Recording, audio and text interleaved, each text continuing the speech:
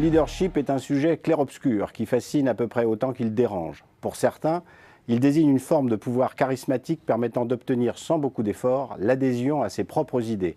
Pour d'autres, le leadership est une dérive du pouvoir dont la modalité pratique est la manipulation et la finalité concrète, la soumission. Ces deux visions du leadership sont tout à fait acceptables, mais elles sont loin d'épuiser le sujet. Aujourd'hui, je vous propose d'aborder deux aspects du leadership que nous enseigne Tolstoï dans Guerre et paix, notamment au moment de la campagne de Russie et de la fameuse défaite de Napoléon Ier face aux troupes du général Kutuzov.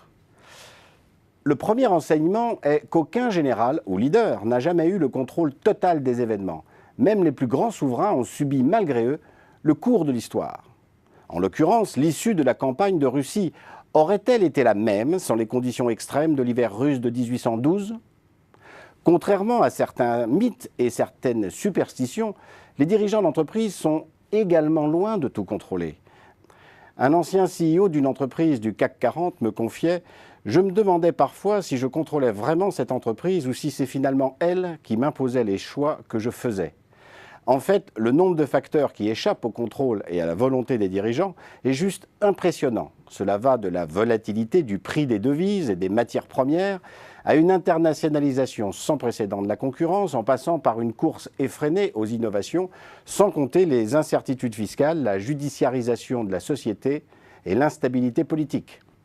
Ceux qui, comme Jean-Marie Messier, ont cru à un moment donné avoir tout compris du monde dans lequel ils vivent, paient cher, et leurs actionnaires avec, la leçon de modestie qu'impose notre époque aux dirigeants.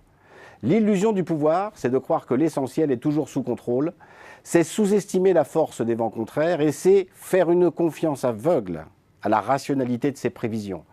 C'est ériger ses propres intuitions au rang de théorème et penser que l'expérience est un substitut efficace à la remise en cause de ses acquis. Le second enseignement de Guerre et paix est la relative importance du chef par rapport au moral et à l'ambition des troupes. Tolstoï montre bien que lorsque les troupes russes ont décidé de gagner, elles gagnent, et ce, malgré leur infériorité numérique. Cet épisode de l'histoire souligne à quel point la volonté du dirigeant est à la fois nécessaire et insuffisante pour espérer mobiliser un collectif vers la victoire. En effet, rares sont les salariés qui forcent leur talent parce que leurs dirigeants manifestent une irrépressible envie de gagner. Derrière cette envie, on trouve parfois le vif espoir que celle-ci soit contagieuse, qu'elle retombe en pluie fine sur le corps social, lequel va tout naturellement se mobiliser pour faire réussir la stratégie.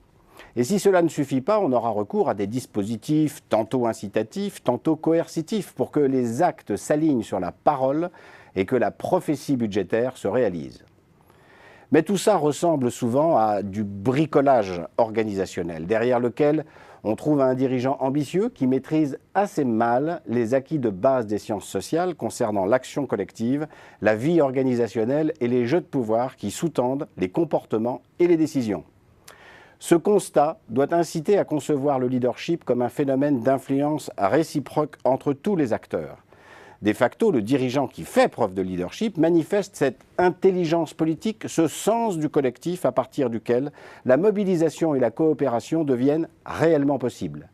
Ici, l'illusion du pouvoir, c'est de croire qu'il y a ceux qui en ont et ceux qui n'en ont pas. C'est oublier que chaque salarié a le pouvoir de n'offrir que le minimum attendu et c'est sous-estimer l'importance déterminante de cette chose précieuse qui ne s'achète pas et qui s'appelle la bonne volonté.